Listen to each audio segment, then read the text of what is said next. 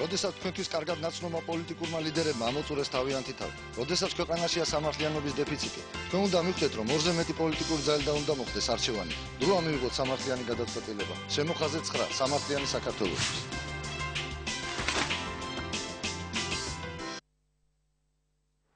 მივესალმები ჩვენს მაყურებელს, ეს არის გადაცემა თავისუფალი ტრიბუნა, რომელიც დღეს ეთმობა მოძრაობას სამართლიანი საქართველოსთვის. მე ჟურნალისტი ჟანა ასანიძე ვარ.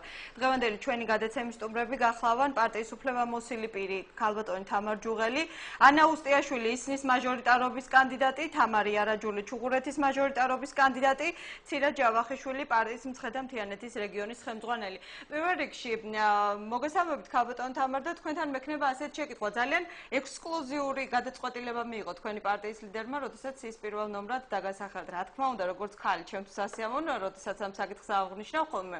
მაგრამ ერთგვარად მეჩვენება, რომ ეს არის ყველაზე დიდი პასუხისმგებლობა, რაც ამ შემთხვევაში თქვენ აიღეთ საკუთარ თავზე. რატომ მიიღო თქვენი პარტიის თავმჯდომარემ ასეთი გადაწყვეტილება და გძნობთ თუ არა პასუხისმგებლობას ამ თვალსაზრისით, რომ თქვენ ხართ ციის პირველი ნომრი? გეთანხმები ჟანა, პირველ რიგში მივესალმები ჩვენს მაყურებელს. რა თქმა უნდა, ძალიან დიდი პასუხისგებლობაა.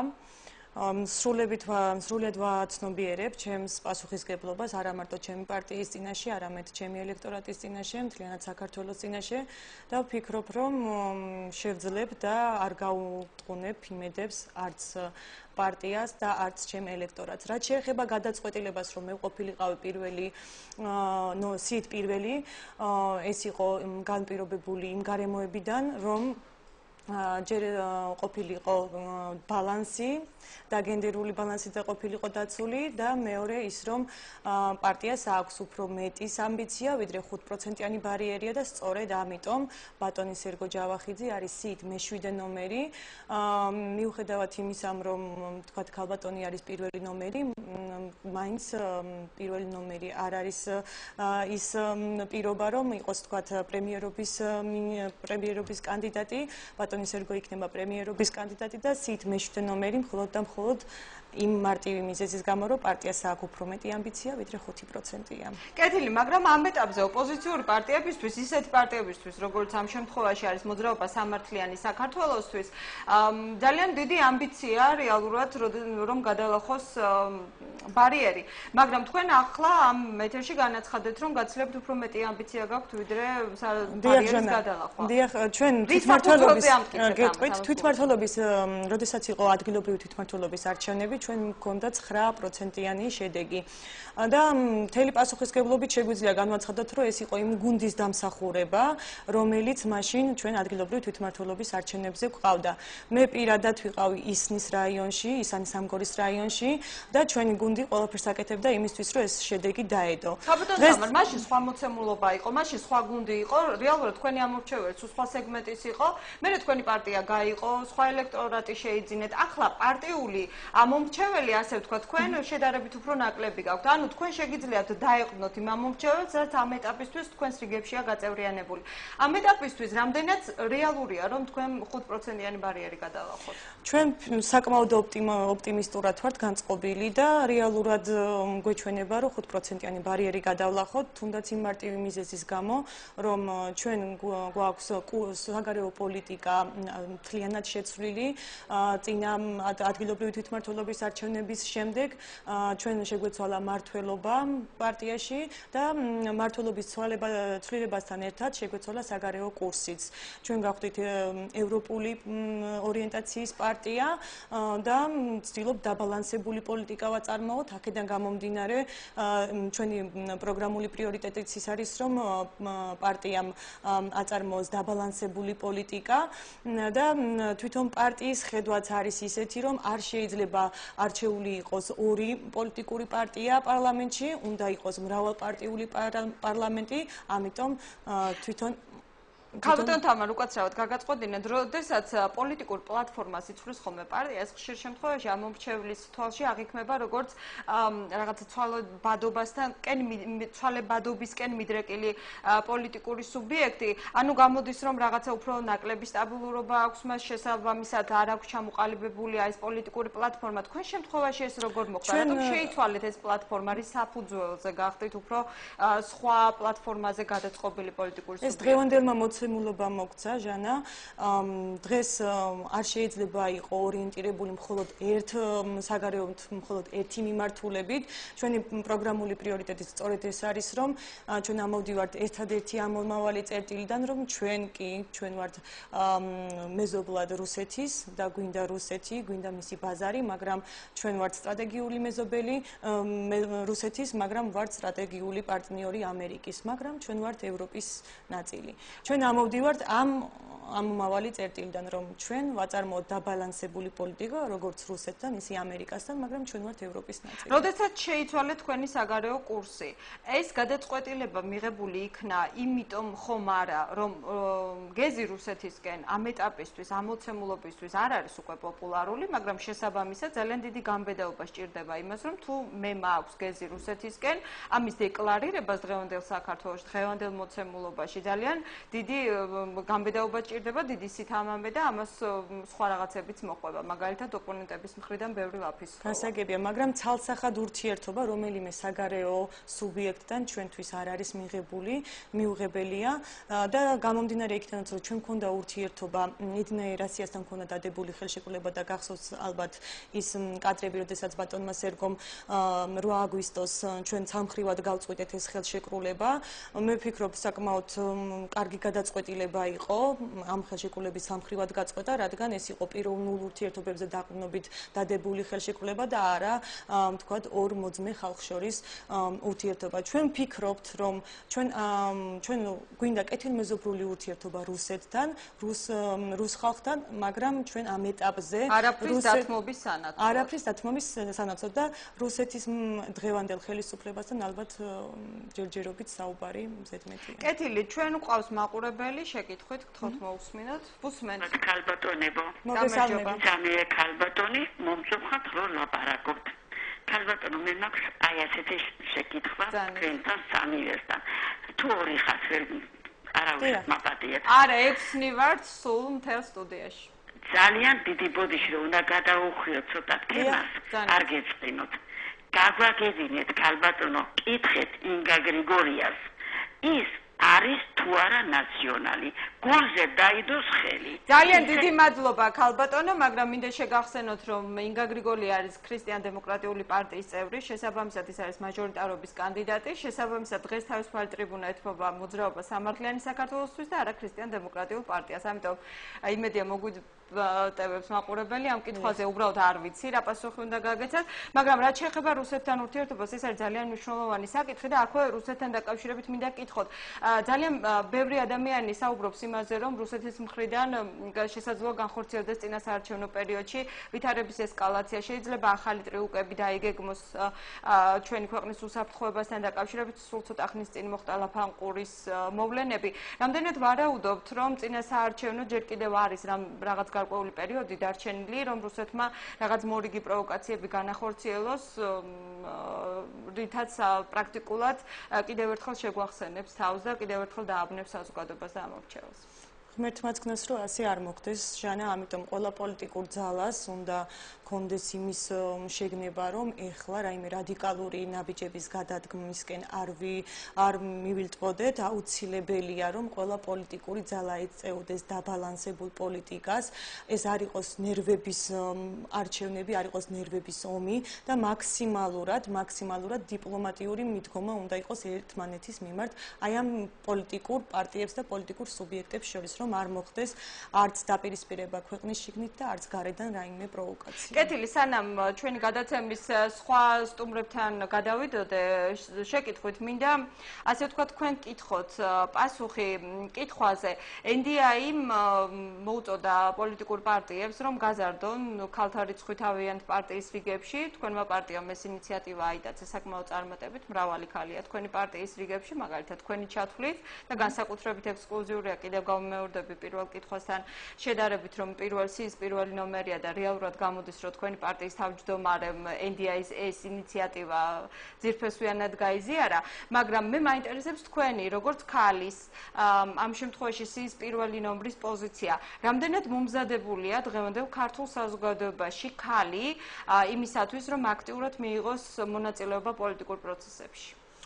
მე ვფიქრობ, თვითონ ქალი მომზადებულია ქართული პოლიტიკისთვის, მაგრამ რამდენად თვითონ პოლიტიკა მომზადებული იმისათვის, რომ ქალი პოლიტიკოსები მრავლად ყავდეს, აი ეს კიდე სხვა მომენტია.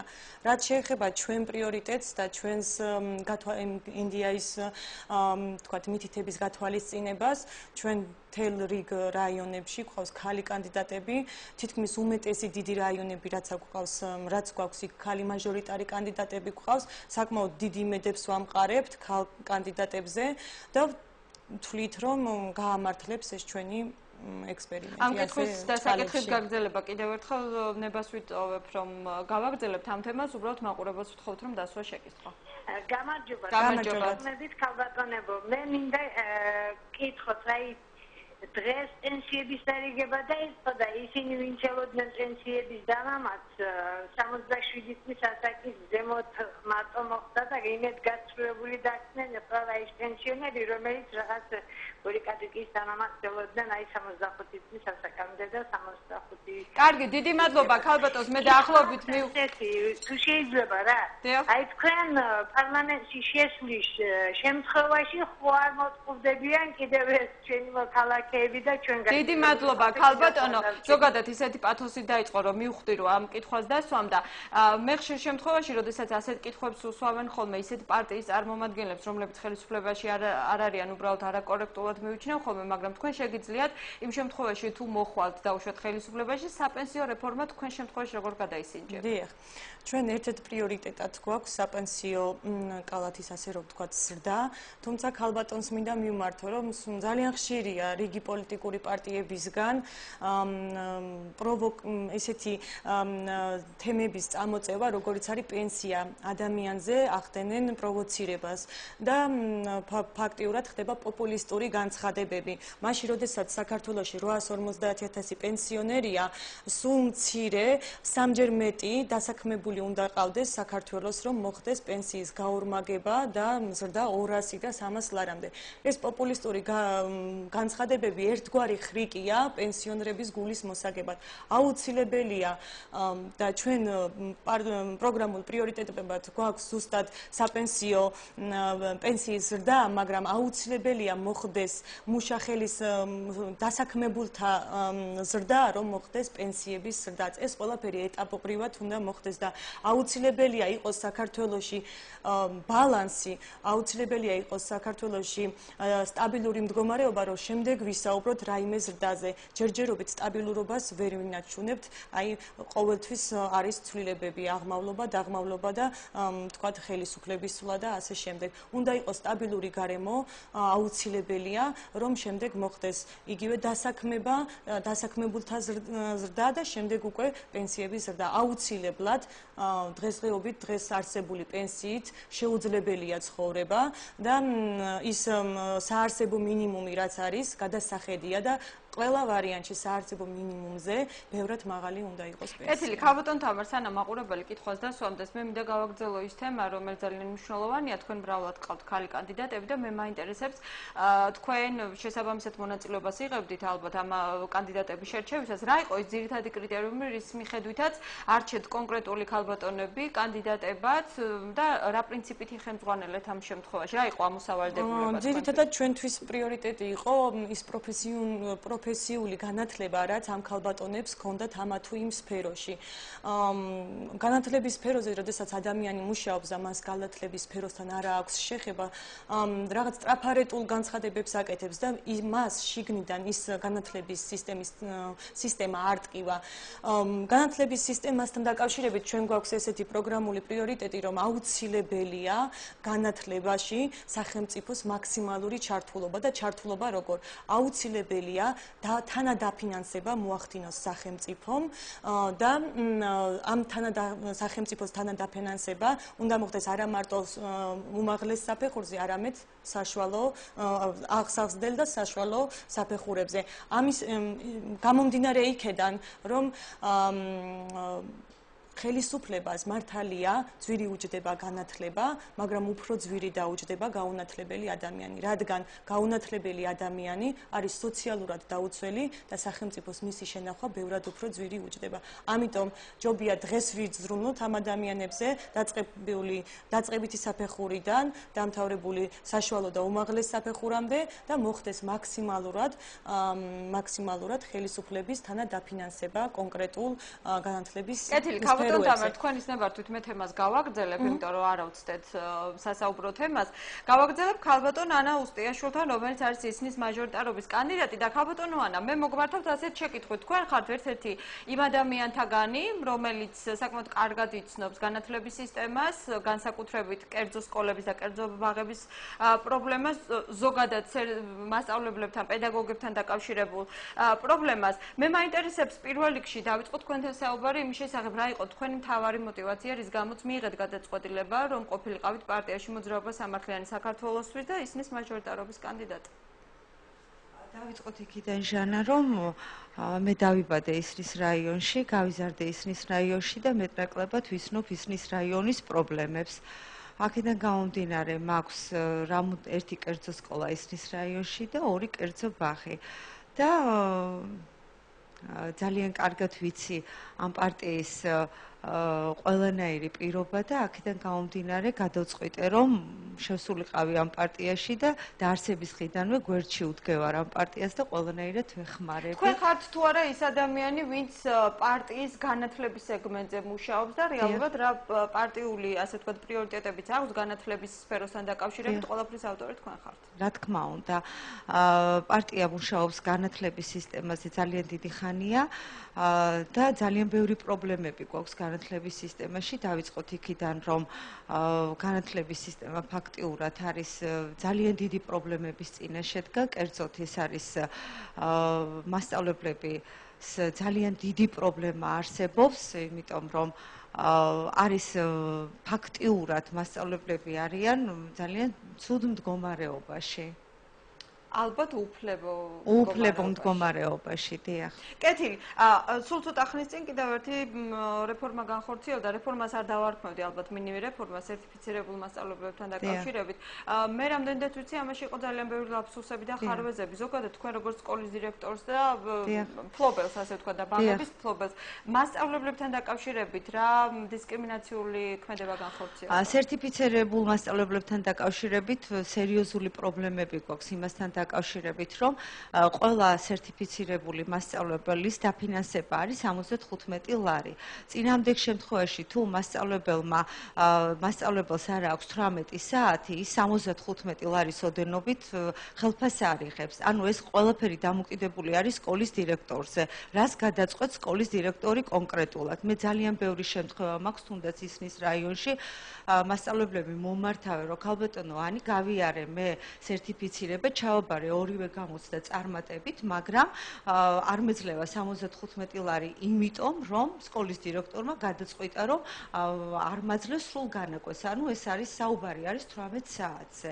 თუ მასწავლებელი არ არის 18 საათი და სრული განაკვეთი არ აქვს, მას არ ეძლევა 75 ლარი. გასაგები, ქალბატონო ანა, კიდევ ერთ დისკრიმინაციულ ქმედებასთან დაკავშირებით მინდა თქვენი კომენტარი. რამდენადაც ვიცი პრობლემებია პედაგოგების სტაჟთან დაკავშირებით იმ შემთხვევაში თუ ისინი მუშაობენ კერძო სკოლებში და არასახელმწიფო დაწესებულებებში. ამ შემთხვევაში რატომ განახორციელა რეფორმამ ასეთი დისკრიმინაციული ქმედება? რეფორმამ არა, ალბათ უფრო ხელისუფლებამ, როდესაც მასწავლებლები თანაბარ მდგომარეობაში არ ჩააყენა. ანუ რეალურად ან უნდა მუშაობდნენ საჯარო დაწესებულებაში სკოლის სახით, ან კერძო სკოლაში მას სტაჟში არ ეთვლებათ. მოგახსენებთ ამის შესახებ, ქალბატონო ჟანა, ეს ეხება ჩვენ კერძო სკოლის დირექტორები, რადგან 10-იანი ხელშეკრულება იდება მოსწავლეებთან, ვდებთ მასწავლებლებთან ანალოგიურ 10-იან ხელშეკრულებას, მაგრამ სახელმწიფო ესე იგი კერძო სკოლის მასწავლებელი თუ მუშაობს კერძო სკოლაში, მასწავლებელი, აქედან გამომდინარე, მას მხოლოდ და მხოლოდ სამუშაო სტაჟად ეთვლება და არა პედაგოგიურ სტაჟად. ეს არის სრული დისკრიმინაცია მასწავლებლების და ძალიან დიდი გამიჯვნა ხდება სახელმწიფო სკოლის მასწავლებლებსა და კერძო სკოლის მასწავლებლებს შორის. არ არის დაზღვევა, აი აქ აქედან გამომდინარე წარმოიდგინეთ არანაირი ტრანსპორტის მხრივ სახელმწიფო სკოლის მასწავლებლებს აქვთ გარკვეული შეღავათები, კერძო სკოლის მასწავლებლებს არანაირი შეღავათი მაგრამ თქვენ საშემოსავლო გადასახად ჩვეულებრივ რეჟიმში ჩვენ საშემოსავლო გადასახადს ჩვეულებრივი რეჟიმით ვიხდით და სრული დისკრიმინაცია ხდება. თქვენ წარმოიდგინეთ, არავის აღარ აქვს იმისი სურვილიც კი, რომ კერძო სკოლაში იმუშაოს. ყველა მასწავლებელი მიდის სახელმწიფო სკოლაში, იმიტომ რომ არც სერიოზული ძალიან სერიოზული პრივილეგიებით სარგებლობს. კეთილი, ქალბატონო ანა, ჩვენ დაგვირეკა ახლა მაყურებელმა, რომელსაც კონკრეტულად თქვენთან აქვს შეკითხვა. გისმენთ. სიამოვნებით მოგისმენთ. გისმენთ. ქალბატონო ანა, გიყურებთ პირდაპირ ეთერში, მე თქვენი მშობელი ვარ, სამი შვილი გამიზარდეთ, მარის დედა ვარ. დიდი მადლობა. და ძალიან გვარი მითხარით თუ შეიძლება. მიხარია რომ ხედავთ. დიდი მადლობა. თუ შეიძლება კითხვა.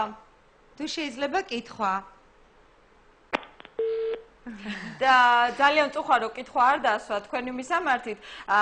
თუმცა ძალიან სასიამოვნოა, როდესაც მშობლებისგან ისმენთ ხოლმე ასეთ მოსაფერებელ სიტყვას, მაგრამ ხშირ შემთხვევაში ისე ყოფილა ხოლმე, რომ განათლების ან სხვა სფეროში ძალიან დიდი მადლიერების გრძნობით არიან ხოლმე გამსჭვალულები და უშუალოდ მშობლები ან მოსწავლეები, მაგრამ მას შემდეგ რაც ხელისუფლებაში მოვლენ ხოლმე, ვერ ართმევენ ხოლმე თავს დაკისრებულ მოვალეობას. იმ შემთხვევაში თუ პარტია გაიმარჯვებს და გადალახავს საარჩევნო ბარიერს, იმ შემთხვევაში თუ თქვენ გახდებით ისნის მაჟორიტარი, აპირებთ თუ არა და გაქვთ თუ არა მკაცრად განსაზღვრული და გაწერილი გეგმა, რომ ამ დაკისრებულ მოვალეობას პირნათლად შეასრულებთ. ასე თქვა პირობას ვითხოვ ახლა თქვენთან პირდაპირ ეთერში.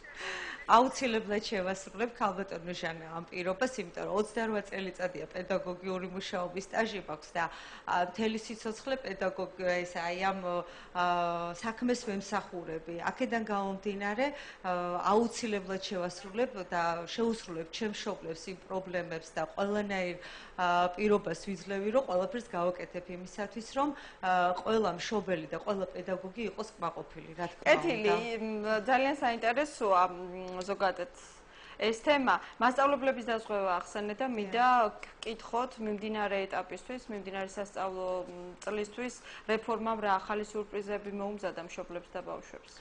არანაირი სურპრიზი ცუდი გაგებით, რა თქმა უნდა.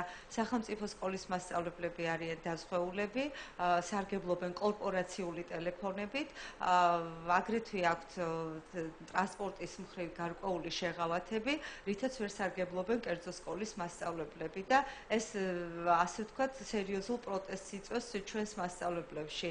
და ყველა კერძო სკოლის დირექტორის გულის ტკივილს ვიმეორებ მე და მინდა რომ მაგრამ ეს იმის გამო ხო არ ხდება ქალბატონო ანა რომ რატომღაც წარმოუდგენიათ რახან კერძო სკოლაში მუშაობს შესაბამისად მაღალი ანაზღაურებაა და უბრალოდ როგორც ამასწინათ ერთ-ერთი დეპუტატი ქალბატონი ამბობდა მე მაქვს მაღალი ხელფასი და არ მჭირდება სახელმწიფო დაზღვევა იმიტომ რომ უნდა მისცენ დაზღვევა მას ვისაც რეალურად სჭირდება და ვიც გაჭირვებულია ამ პრინციპით შეიძლება ვიხემძღვანელოთ არანაირად იმიტომ რომ ძალიან ბევრი კერძო სკოლა ვიცი ვისაც ყავს ძალიან მცირე რაოდენობის ბავშვი და ვისაც დიდი რაოდენობის ბავშვი ყავს კერძო სკოლებს აქვთ ამის საშუალება ქალბატონო ჟანა რომ მასწავლებლებიც დააზღვიონ აი მეც მქონდა ეს პროგრამაში მაქვს რომ სექტემბრიდან ჩემი მასწავლებლები დავაზღვიო რა თქმა უნდა ჩემი ხარჯებით მაგრამ კეთილი ქალბატონო ანა ბოდიში მინდა მოგიხადოთ რომ გაგაწყვეტინეთ ქალბატონ თამართან აქვთ კითხვა უსმენთ მაყურებელს გისმენთ როგორ არ თქვენია თამარ ჯუღელს ნომერი პირველი სიის კი არა ქალბატონი ლელა ჩახვაძე ხო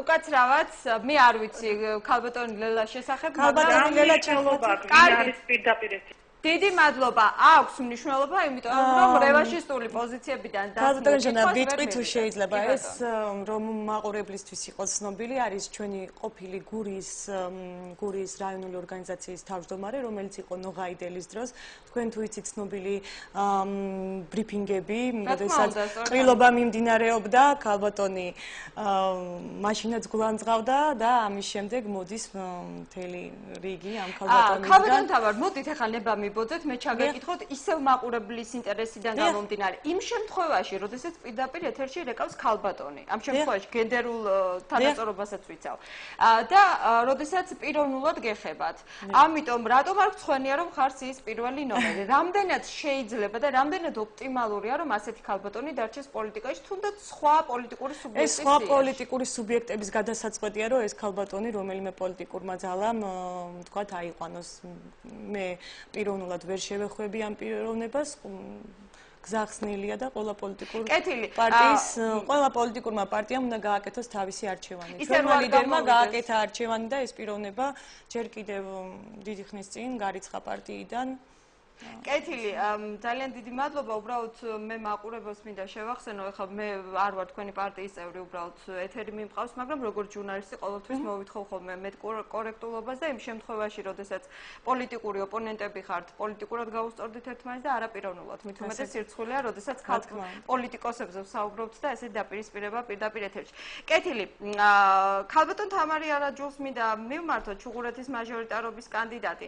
ქალბატონ თამარ, თქვენ ხართ ადამიანი, რომელიც საკმაოდ კარგად იცნობს იურისპრუდენციას და ოფიციალურ შეხებაც გაქვს მასთან, შესაბამისად იცნობთ სასამართლო ხელისუფლების დონეს. თქვენ ბუნებრივია, როგორც ყველა ადვოკატი, მეტნაკლებად საქმის ყურში ხართ ხოლმე, როგორც დისკრიმინაციულ მდგომარეობაში, როგორც ეხლა საუბრობთ მასწავლებლებთან დაკავშირებით, არიან ადვოკატები. საქართველოში ყავს რეალურად 5000-მდე ადვოკატი.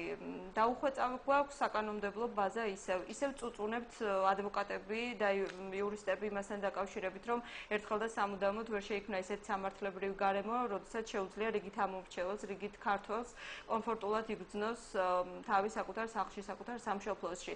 რატომ ვერ მივიდა 5000 ადვოკატი იმ კონდიციამდე, რომ ერთხელ და სამუდამოდ ეს საკანონმდებლო სივრცე მოწესრიგებული იყოს? რა უშლის ხელს? პირველ რიგში მივესალმები ჩვენს ამომრჩეველს, პირველ რიგში მივესალმები თქვენი ეთერის მაყურებელს. მოგახსენებთ, რომ საერთოდ ყველა პრინციპი გამოდის კანონიერებიდან. როდესაც არ არის ქვეყანაში კანონიერების პრინციპი დაცული, როდესაც არ არის თავისუფალი სასამართლო სისტემა, ამ შემთხვევაში არ შეიძლება ვილაპარაკოთ ჩვენ ადვოკატების თუნდაც მისი უფლებების დაცულობაზე და მისი პრინციპების ადვოკატების თავისუფლებაზე და მისი პრინციპების გატარებაზე. დღეს უდიდესი პრობლემა არის სასამართლო სისტემის დამოუკიდებლობის და მიუკერძოვლობის პრინციპი. ეს მთლიანად დარჩა ჩვეულებრივად ფურცლებზე, მაგრამ სინამდვილეში რეალურ ცხოვრებაში ეს არ იქნა გატარებული. რაც შეეხება ადვოკატების პრობლემას, დღეს უდიდესი პრობლემა დაახლოებით 5000-მდე ადვოკატს ითვლის ადვოკატთა ასოციაცია, მაგრამ იმდენად დიდია პრობლემა თვითონ საკანონმდებლო სისტემაში, იმდენად დიდია და დაუხვეწავია თვითონ და ხარვეზია საკანონმდებლო სისტემა, რომ აქედან გამომდინარე ძალიან დიდი პრობლემები ექმნება თვითონ სასამართლო ხელისუფლებას მიმართებაში ადვოკატებს. მოგეხსენებათ, რომ ადვოკატებს დიდი ბრძოლა უხდებათ თითოეული გადაწყვეტილებების, თითოეული განაჩენის დადგენის საკითხებში. ქალბატონ თამარ, იმ შემთხვევაში თუ თქვენი პარტია გადაალახავს ბარიერს და თქვენ მოხვალთ, ასე ვთქვათ, უმცირესობითაც კი, ასე ვთქვათ, პარლამენტში, ეს რა თქმა უნდა იქნებოდა ძალიან დიდი გამარჯვება, ზოგისთვის იდეა ფიქსია რომ მოვიდეს უმრავლესობაში, მაგრამ როდესაც ხარ ნაკლებად ამბიციური, მაგრამ მთელი რიგ ბრძოლას აწარმოებ იმისთვის, რომ უბრალოდ პარლამენტში შეხვიდე და შენი გეგმები განახორციელო, ეს რა თქმა უნდა მისასალმებელია, მეტად მისასალმებელი. რა იქნება თქვენი პირველი ნაბიჯი, რომელსაც განახორციელებთ დეპუტატის მანდატის ქვეშ? ჩემი პირველი ნაბიჯი და თვითონ ჩვენი პარტიის პირველი ნაბიჯი და მოწოდება იქნება იმისათვის, რომ შეიცვალოს მთლიანად ის საკანონმდებლო ბაზა, რომელიც თანასწორობის პრინციპში მოიყვანს მთლიანად მთელ საკანონმდებლო სისტემას. კანონი არ უნდა იყოს მორგებული მხოლოდ სახელმწიფო ორგანოზე. კანონი უნდა ვრცელდებოდეს მთლიანად საზოგადოებაზე. ეს უნდა იყოს პრიორიტეტი ყველასთვის. ანუ უნდა იყოს თანაბარ პირობებში ჩაყენებული როგორც დამლაგებელი ისევე პრეზიდენტი. არ უნდა იყოს რაღაცა პრიორიტეტული და არ უნდა იყოს დამთრგუნველი და დამჩაგვრელი საზოგადოებისთვის და ხალხისთვის. ამიტომ ჩვენ ვამბობთ, ჩვენი პარტია ვამბობთ, რომ ჩვენი ხელისუფლება იმოშლის შემთხვევაში ყველაფერს გავაკეთებთ იმისათვის, რომ თანასწორობის პრინციპი, დაბალანსების პრინციპი მოხდეს თვითონ ამ კანონიერებიდან გამომდინარე. ქალბატონ თამარ, ძალიან ბევრი იურისტი ყავს საკანონმდებლო ორგანოში. ძალიან საინტერესოა ის, რომ უმრავლესობას მათგანს მიღებული აქვს განათლება საზღვარგარეთ. ისინი დეკლარირებენ სწორედ იმ განცხადებებს, რომელსაც ახლა თქვენ პირდაპირ ეთერში აჟღერებთ. რეალურად მე მეჩვენება, რომ ძალიან ბევრი პოლიტიკური პარტიის პლატფორმა სწორედ ამ სეგმენტში, როგორიცაა იურისპრუდენცია, ძალიან ემთხვევა ერთმანეთს. რითა თქვენი პარტიის პრიორიტეტი განსხვავებული იმით, პრიორიტეტი ამ დარგში, ამ სეგმენტში განსხვავებული სხვა პოლიტიკური პარტიების საგან? მოგახსენებთ რომ თქვენ ახსენეთ რომ ძალიან ბევრს საკანონმდებლო ორგანოში მოხვედრილ პიროვნებებს განათლება აქვთ მიღებული საზღვარგარეთ. ისინი უფრო ორიენტირებული არიან საერთაშორისო ნორმებზე, მაგრამ თვითონ შიდა საკანონმდებლობრივი ბაზა თვითონ იმდენად დაუხვეწავი და იმდენად პრობლემატურია, რომ ძალიან დიდ პრობლემებს უქმნის ამითი თვითონ მოსახლეობას და საზოგადოებას. ძალიან დიდი ხარვეზები არის ამ კუთხით. თვითონ სისხლის პროცესში თუნდაც ავიღოთ იმასთან დაკავშირებით, რომ დაუშვათ შეკრების პრინციპი არის თვითონ სისხლის პროცესთან სასჯელის, დიახ, სასჯელის ზომის შეკრების პრინციპი არის და უბრალოდ მოგახსენებთ იმას, რომ სასჯელთა შეკრების პრინციპის დროს, ნაკლებად მძიმე დანაშაულის დროს, როდესაც ხდება რამოდენიმე ეპიზოდიანი და თუნდაც აი ახლა ნაკლებად მძიმე დანაშაულის დროს შეიძლება სასჯელის ზომამ სადღაც 15 და 17 წლის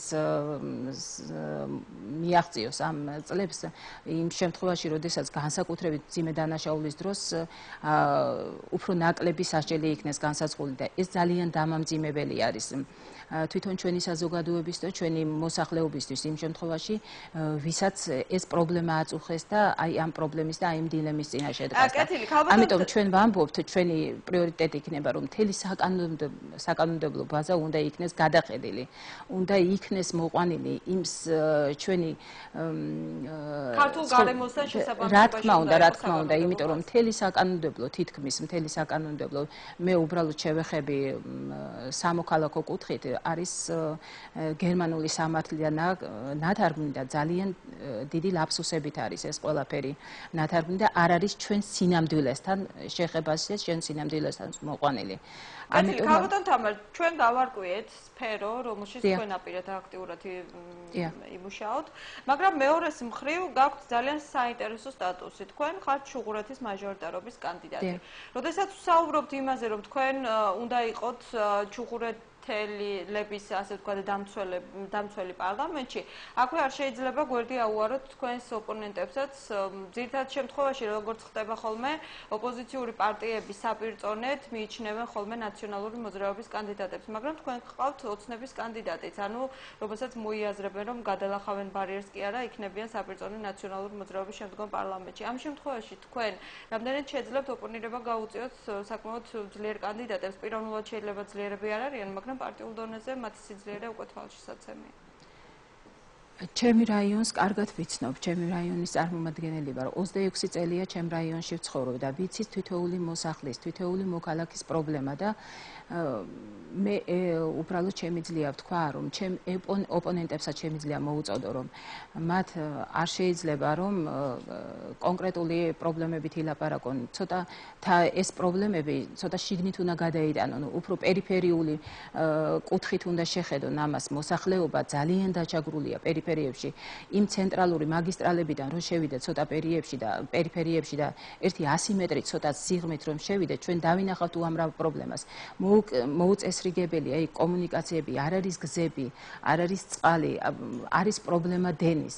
უამრავი პრობლემა აწუხებს ხალხს და მე ვიცი ეს პრობლემა, მე ქუჩა გზა მოვლილი მაქვს, შეხვედრილი ვარ მოსახლეობასთან და ვიცი ეს პრობლემა, ვიცი მათი ტკივილი და მე ვთვლი და ჩემი პარტიის სახელი ხოლმე ასე შეკითხვას და მინდა რომ იქნებ თქვენც მეტნაკლებად პასუხი გამცეთ. რა არის ხოლმე ის ნეგატიური მესიჯი, რასაც ხშირ შემთხვევაში ამ მომრჩევლებიდან იღებთ ხოლმე როგორც კანდიდატი? კონკრეტულად თქვენზე არ ვსაუბრობ, ანუ როდესაც ადამიანი მიდიხარ და ისაუბრები ამ მომრჩევას და მათგან ითხოვ ცოტა უხეშად გამომივიდა, მაგრამ სთხოვ ხმას რომ მხარი დაგიჭირონ არჩევნებში. რა არის ხოლმე მათი მხრიდან ნომერ პირველი სალაპარაკო თემა, რომელზეც პრაქტიკულად შანტაჟის მდგომარეობაში გამყოფებენ ხოლმე კანდიდატს? იცი რა, მე ყველაზე მეტად ამ პრობლემის მოგვარება მინდა და ამ შემთხვევაში შეიძლება მოგცე ხმა. ძალიან ხშირი ყოფილა. ქალბატონ ჩაგერთვებით უკაცრავად, ვიდრე თქვენ გააგრძელებთ, ძალიან ხშირი ყოფილა. საქართველოს მასშტაბით გვაქვს შეხვედრები ამ მომრჩევლთან, გვაქვს შეხვედრები მოსახლეობასთან. ძალიან ხშირი ყოფილა შეხვედრაზე მივსულვართ და მოსახლეობას დაუყენებია ესეთი ულტიმატუმი, რომ ჯერ შენ რას გამიკეთებ, გამიკეთე და მერე ვიფიქრებ მოგცემ თუ არა ხმას. იმდენად ამომრჩეველი უკვე ვერაცნობიერებს იმას, რომ ოპოზიციურ პარტიას რა შეუძლია გაუკეთოს, თქვათ, ამომრჩეველს, მე არ შემიძლია დაუგო მას გზა, მე არ შემიძლია გავუყანო ელექტროენერგიის, თქვათ, ელექტროენერგია მივაწოდო, მე არ შემიძლია რომ ფინანსურად დავეხმარო, ძალიან ხშირი ყოფილა ფინანსურ დახმარებით მოუმართავთ. აი არ ესმით, რომ ამის გადაჭრა მხოლოდ ამ შემთხვევაში ხელისუფლებას შეუძლია. ვინც იქნება ხელისუფლებაში, მას უნდა მოთხოვოს. ეს არ აქვს მნიშვნელობა, ეს იქნება ნაციონალური მოძრაობა, მოძრაობა სამართლიანი საქართველოს თუ ნებისმიერი სხვა პოლიტიკური ძალა ხელისუფლებაში. ანუ ეს ამომრჩეველს კარგად უნდა ესმოდეს, რომ ოპოზიციურ პარტიებს, იგივე პარტიებს, რომლებიც პოლიტიკაში არიან და მაგრამ არ არიან ხელისუფლებაში, მათ არანაირი ბერკეტი ამ შემთხვევაში, არანაირი საშუალება არ აქვთ, რომ დაეხმაროს ან რაღაც materiალური სიკეთე. კეთილი. ძალიან საინტერესო თემას შეეხეთ და მორიგ სტუმართან გადავდივარ შეკითხვით. ქალბატონ ცირა ჯავახიშვილს მინდა ვკითხო, რომელიც არის პარტიის მცხეთა-მთიანეთის რეგიონის ხელმძღვანელი. სხვათა შორის მე რამდენადაც ვიცი, ყოველთვის ყველა მომრჩეველი ძირითადად ერთი და იგივე ტერმინოლოგიით საუბრობს ხოლმე ქალბატონ ცირა, რისი გაკეთება შეგიძლია ახლა, მერე რომ მოხვალ ხელისუფლებაში შეიძლება სულ დაგავიწყდეს, რომ მე ხმა მოგეცი არჩევნებში. მაგრამ რამდენადაც მე ვიცი, თქვენი პარტია ძალიან გეგმაზომიერად, ძალიან მიზნობრივად ახორციელებდა მთელ რიგ პროექტებს ამ ეტაპზე უფლებობის სტატუსითაც კი. ანუ უფლებაში მე გულისხმობ იმას, რომ პარტია არ არის დღეს ხელისუფლებაში. ეს იყო თქვენი და პარტიის ძალიან დიდი დამსახურება.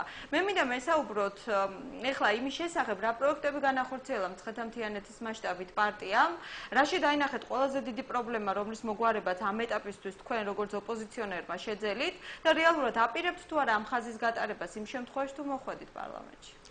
პირველ რიგში მივესალმები ძვირფას ტელემაყურებლებს. მე შემთხვევით არ მოვხვედრილ ვარ მცხეთა-მთიანეთის რეგიონში, წარმოშობით მცხეთიდან ვარ, იქ დაბადებული, აღზრდილი და ჩემო პარტიამ ზუსტად მე დამნიშნა მცხეთა-მთიანეთის რეგიონის ხელმძღვანელად.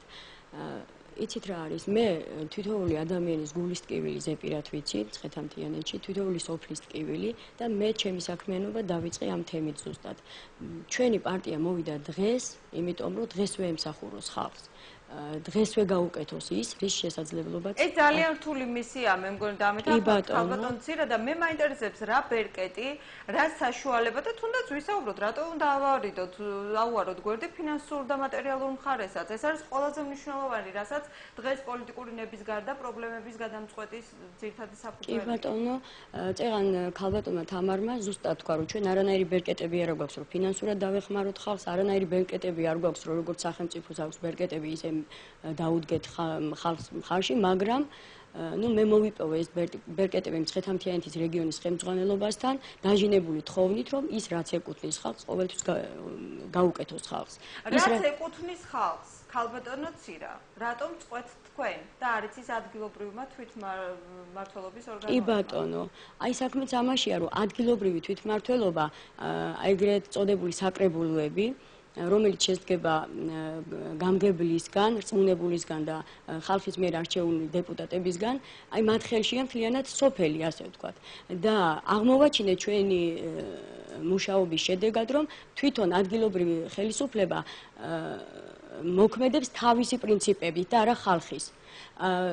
მე ჩემი მუშაობის პრინციპებიდან დავამტკიცე, რომ კერძოდ მცხეთის გამგეობამ არ იცის თითოეული სოფლის გულის ტკივილი. ჩვენ შევედით ჩვენი პარტია, თითოეული სოფლის გულის ტკივილი გავიგეთ და მივიტანეთ მცხეთის მთავრობამდე. აღმოჩნდა, რომ თვითონ ადგილობრივი ხელისუფლება თავისით წვეტავდა ხალხისთვის განკუთვნილ ბიუჯეტს და ქალბატონ ცირა, ხშირ შემთხვევაში საქართველოში ტენდენცია ასეთი უკვე მოდური ტენდენცია, რომ როდესაც წინასაარჩევნო პერიოდია, ძირითადად ხელისუფლების წარმომადგენლები მიდიან, ეფერებიან ამ მომრჩეველს, ხანდახან თვალზეც რომელსაც გადმოაგდებენ ხოლმე, იმიტომ რომ ეს არის საპიარო გადაწყვეტილება, საპიარო ტრიუკი ამ მომრჩევლის გულის მოსაგებად. მე მაინტერესებს, როდესაც მორიგი ასეთი ტრიუკი ხორციელდება კონკრეტულად თქვენს რეგიონში, როგორ ხდება ამას ამ მომრჩეველი, რატომ არის თუნდაც 100 ადამიანი გამოსული ამ კანდიდატის შესახვედრად და მე რა თქმა უნდა არ მაქვს მთავრობისკენ მოწოდების არც უფლება და არც სურვილი, მაგრამ შესაბამისად რატომ არ თხოვენ ამ ადამიანს პასუხს მის მიერ გაკეთებულ ჩადენილ ქმედებაზე, როდესაც ითხოვს, რომ ამ არჩევნებში მხარი მას უნდა დაუჭირო.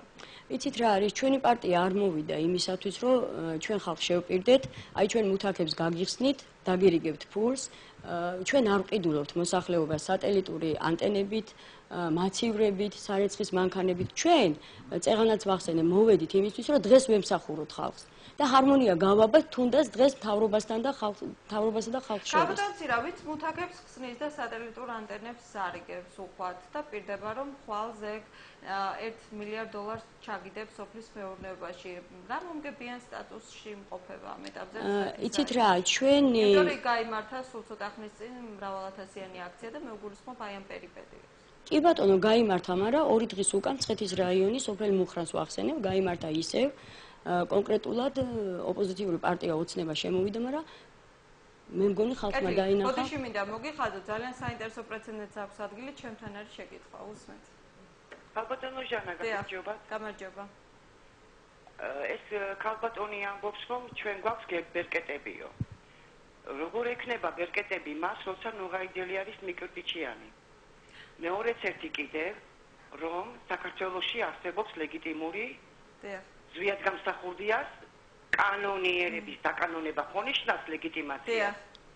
ხოთა ლეგიტიმური მთავრობა არსებობს და ისტორიად მას აქვს ის ბერკეტები, რომელ ბერკეტებსაც აი ეს ქალბატონი ლაპარაკობს, საერთოდ რომ არა აქვს ბერკეტები. კეთილი, ძალიან დიდი მადლობა, მინდა გადაუხადო მაყურებელს, თუმცა თქვენი გავიგეს კითხვის შინაარსი მე გავიგინდეთ აგეცა ძალიან ბევრ ადამიანს დღემდე გონია რომ ნოღაიდელი არის თქვენი პარტიის თავმჯდომარე. სამწუხარო რეალობაა, თუმცა თქვენმა პარტიის თავმჯდომარემ წინა ეთერში ეს მე არ დამიდასტურა და გააპროტესტა რომ ასე არ არისო, მაგრამ აი კიდევ ერთი მაყურებელი მის საილუსტრაციოდ რომ ნოღაიდელი ისევ თქვენი გუნდის წევრია. ნუ ეს იმ ქალის პრობლემა უფროა ვიდრე ჩვენი პრობლემა, მე ასე ვთვლი, იმიტომ რომ უკვე წელიწადზე მეტი გავიდა, რაც ჩვენ ახალი მმართველობა გვაქვს, ჩვენი თავმჯდომარე არის ბატონი სერგო ჯავახიძე, თუ ქალბატონმა არ იცის, მინდა მის გასაგონად ვთქვა, რომ ქალბატონო ჩვენ გვაქვს ახალი მმართველობა და ჩვენი თავმჯდომარე არის ბატონი სერგო ჯავახიძე, ჩვენ ზუსტად იმის გათვალისწინებით, რომ ზურაბ ნოღაიდელი არ გვინდა და მმართველობაში ყრილობა მოვიწვიეთ და იგი გადავაყენეთ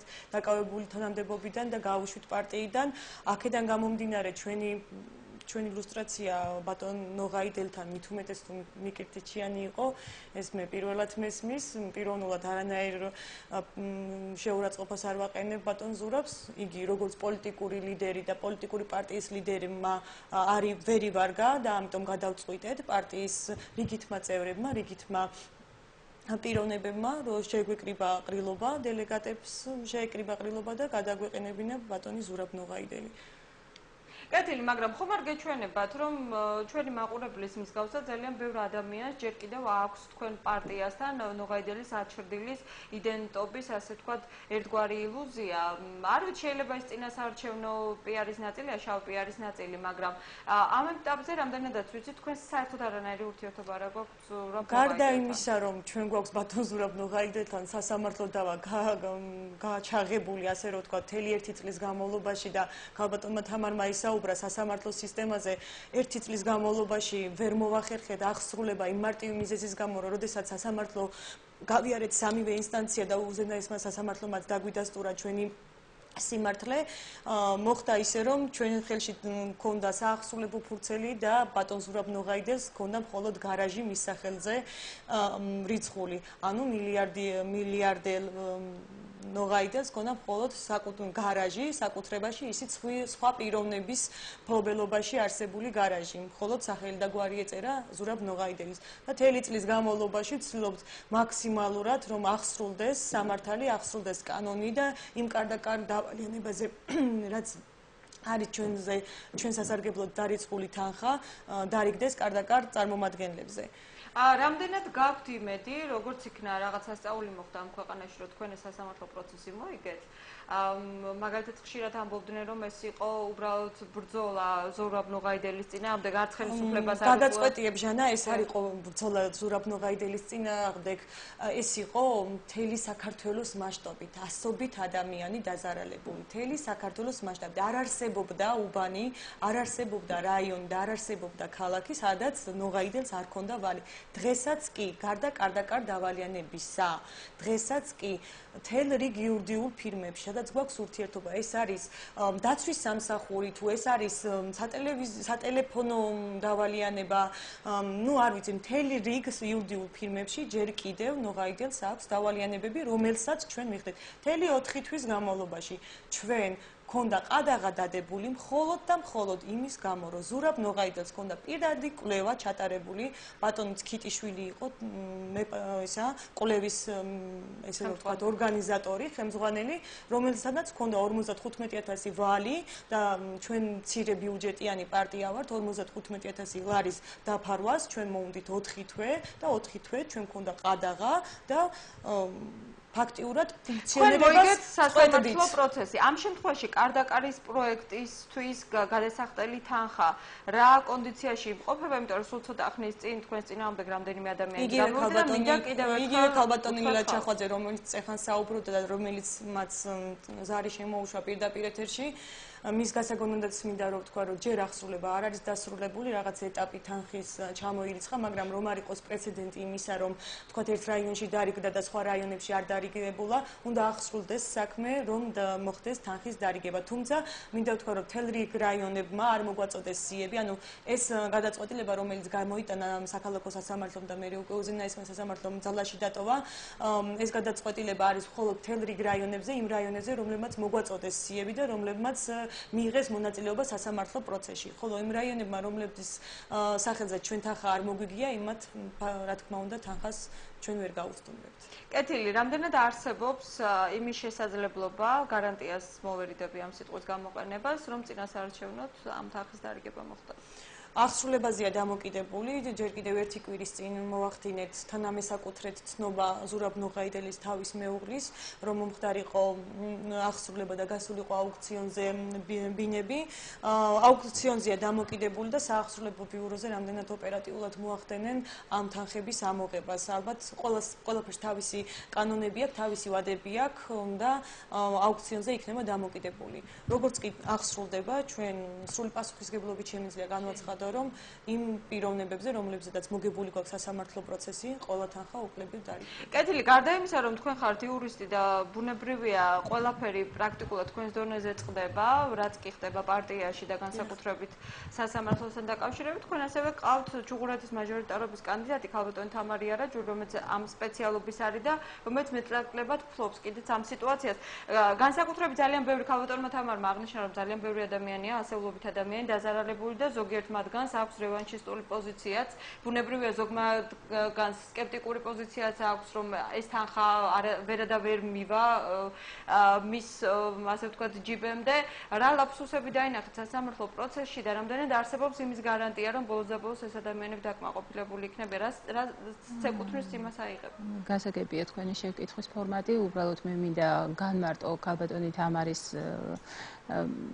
თამარის მიერ წამოჭრილი საკითხი იმასთან დაკავშირებით, რომ ფაქტიურად სასამართლო გადაწყვეტილება უკვე არის კანონიერ ზალაში შესული.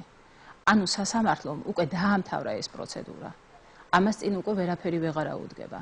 ეს არის დაამთავრებული პროცედურა უკვე. ეს არის უბრალოდ დამოკიდებული დროის ფაქტორზეა. ანუ აღსრულებასთან დამოკიდებულია ეს. რატომ იწელება ეს ძალიან თითქმის მთელი 1 წლის მანძილზე? ქალბატონმა თამარმა განმარტა ამასთან დაკავშირებითაც, რომ ბატონ ზურაბ ნოღაიდელის სახელზე არ იყო ის ქონება რეგისტრირებული, ეს ქონება იყო რეგისტრირებული მისი მეუღლის სახელზე, ამას სჭირდება თავისი პროცედურა კიდე, უნდა იყოს მისი მეუღლის ქონებაც ბატონ ზურაბთან ერთად თანასაკუთრების პრინციპით დარეგისტრირებული, ამ შემთხვევაში მოხდება ის საახსრუებო ფურცლის მიქცევა უკვე სათანადოდ იმ ქონებაზე, რომელზეც იქნა საახსრუებო ფურცელი გამოწერილი. ბოლო კითხვა მინდა დაგისვათ თქვენ, როდესაც საუბრობთ იმაზე, რომ ძალიან დისკრიმინაციულ მდგომარეობაში არიან იურისტები, პრაქტიკულად ადვოკატებს არავინ არაფერს არ ეკითხება. მთლიანად მონოპოლიზებულია ხელისუფლების მხრიდან სასამართლო ხელისუფლება. სასამართლო ხელისუფლება არ არის დამოუკიდებელი და ზოგადად სამართლებრივი, ასე ვთქვათ, სივრცე არის ძალიან პრაქტიკულად მორგებული იმაზე, რომ ხელისუფლებას ბერკეტია ერთგვარი, რომ ხელისუფლებას განახორციელოს წნეხი თავის მოსახლეობაზე. ამ შემთხვევაში გვერდით არის საკითხი, რომელიც უშუალოდ თქვენთან პოვებს ასახვას. ეს არის ნოღაიდელის წინააღმდეგ დავა, რომელიც საკმაოდ წარმატებით დასრულდა. არ გეჩვენებათ, რომ რიგ შემთხვევაში ხელისუფლება ძალიან ლოიალური აღმოჩნდა? ეს იმდენად აშკარა ფაქტებით იქნა გამტკიცებული და გამყარებული, თვითონ ნოღაიდელი არ წარმოადგენდა სახელმწიფო ორგანოს ინტერესს, რომ ეს ამ შემთხვევაში იქნა სასამართლო ხელისუფლება იძულებული გახდა, რომ გამოვიტანა ასეთი გადაწყვეტილება. ისეთი ძლიერი არგუმენტები იქნა დადებული, რომ ქალბატონ თამარ, თქვენ ჩემზე უკეთესად იძულებული გახდა სასამართლო ხელისუფლება ამ შემთხვევაში იძულებული გახდა, რომ ასეთი გადაწყვეტილება გამოეტანა. თუ კი გადაწყვეტილება შედის სახელმწიფოს კონკრეტულ ინტერესში, მე ვამბობ, მხოლოდ და მხოლოდ იმ შემთხვევაში იქნება. ჩავეჭრებით თუ შეიძლება ქალბატონ თამარს. ხელისუფლებას ფაქტიურად არანაირი როლის თამაში არ შეეძლო, იმიტომ რომ ბატონი ზურაბ ნოღაიდელი არც კი გამოცხადდა სასამართლოზე. ეს დაუსწრებელი გადაწყვეტილებაა. გარდა იმისა, რომ ჩვენ ასობით ადამიანების სია ჩამოვიტანეთ, უწყისები ჩამოვიტანეთ და სასამართლოს გადავეცით, ეს იყო ასობით ადამიანი, მაგრამ სასამართლომ პროცესის განხილვა ფაქტიურად ვერ შეძლო. ვის მხარეს იქნებოდა სასამართლო, ეს უკვე სხვა თემაა და მიკერძოებული იქნებოდა თუ არა. ეს იყო დაუსწრებელი გადაწყვეტილება. კოდექსში ცალსახად წერია, რომ თუ მოპასუხე მხარე არ გამოცხადდა სასამართლოზე და ფაქტები იძლევა საშუალებას, რომ გამოიტანოს გადაწყვეტილება, გამოდის დაუსწრებელი გადაწყვეტილება. მას არ გაუპროტესტებია დაუსწრებელი გადაწყვეტილება, თუმცა არ გეჩვენებათ, რომ ზურაბ ნოღაიდელს რაღაც თვალსაზრისით სკეპტიკურად იყო განწყობილი ამ სასამართლო პროცესის მიღმა და პრაქტიკულად არ განახორციელა. საკმაოდ შეურაცხყოფელი სიტყვებით მოიხსენებდა სასამართლოს, საკმაოდ შეურაცხყოფელი სიტყვებით და იგი არც ფიქრობდა იმას, რომ გაეპროტესტებია, რადგან მან ჩვენზე კარგად იცის, რომ ეს დავალიანება იყო მისი გადასახდელი. კეთილი, ხშირ შემთხვევაში იციან ხოლმე, მაგრამ როგორი ამხელა სერიოზული ფულის გადახდა, ამიტომ მთელი რიგი ჩვენ გარდა ამ პროცესისა, ერთი პროცესი მოვიგეთ, ანუ ის პროცესი, რომ ის დარეგისტრირებული იყო როგორც თანამისაკუთრად, ანუ პროცესებს შორის კიდე მეორე პროცესი მიმდინარეობდა და ეს საკმაოდ დიდ თანხებთან იყო, იგივე ბაჟი იყო გადასახდელი, იგივე თქვათ ადვოკატის თანხები იყო გადასახდელი და სწორედ მაშინ, როდესაც ჩვენ გვედო ყადაღა. ჩვენ ვერ ვიხდით ბაჟს იმ მარტივი მიზეზის გამო, რომ ჩვენ გვედო ყადაღა იგივე ზურაბ ნოღაიდელიდან გამომდინარე. კეთილი, ძალიან დიდი მადლობა. თუმცა მე მინდა ჩაგერთოთ ქალბატონო ჟანა. თუ შეიძლება ძალიან მოკლედ, იმიტომ რომ ჩვენ დრო იწურებთ. დიახ, სამოქალაქო საკითხებთან მიმართებაში როგორ წესი სახელმწიფოს ინტერესი ნაკლებია. მე უფრო შევეხები სისხლის სამართლის საკითხებთან დაკავშირებით, როდესაც პროკურატურის ინსტიტუტს ფაქტიურად ფრთებია გაშლილი. ყველანაირი მტკიცებულების, ყველანაირი ფაქტობრივი არგუმენტების გარეშე ხდება განაჩენების დადგენა სისხლის სამართლის საქმეებზე. ამ შემთხვევაში ფაქტიურად მკვდარია სასამართლო სისტემა. ამ შემთხვევაში ფაქტიურად არანაირი სამართალის აღსრულება არ ხდება, რასაც პროკურატორი ამბობს, იმ გადაწყვეტილებას იღებს სასამართლო. მე სამოქალაქო კუთხით არ მithქვია დაკონკრეტება. სამოქალაქო კუთხით იმ შემთხვევაში ვამბობ, თუ უშუალოდ ძლიერი ინტერესი და საკმაოდ დიდი ინტერესი არის სახელმწიფოსი. ნოღაიდელი არ წარმოადგენდა იმ დიდ ინტერესს, რომლითაც მოხდებოდა სახელმწიფო ინტერესების. კეთილი, ძალიან დიდი მადლობა მინდა გითხრათ თქვენი პარტიის სათაურიდან გამომდინარე მოძრაობა სამართლიანი საქართველოსთვის, რომელიც დეკლარირებს სამართლიანი გარემოს შექმნას, იმედს ვიტოვებ ამ საკითხში ძალიან დიდი წარმატებები გექნებათ. ძალიან დიდი მადლობა მინდა უთხრა ასევე მაყურებელს, ვინც 1 საათის მანძილზე გვისმენდა და გვიყურებდა. საუბრობდა ქალბატონი თამარ ჯუღელი, ქალბატონი ანა უსტიაშვილი, თამარი არაჯული, ცირად ჯავახიშვილი გადაცემა მიყავდა ჟურნალისტ ჟანა ასანიძეს.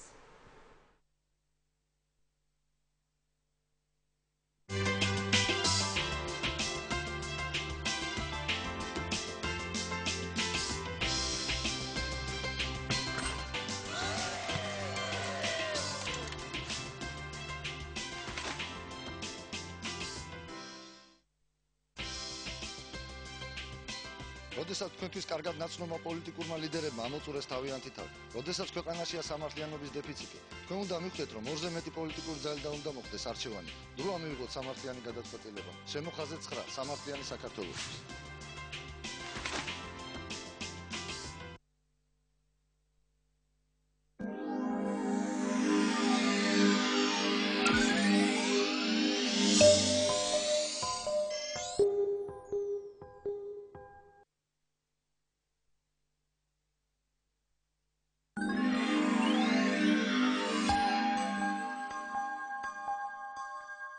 საქართველოს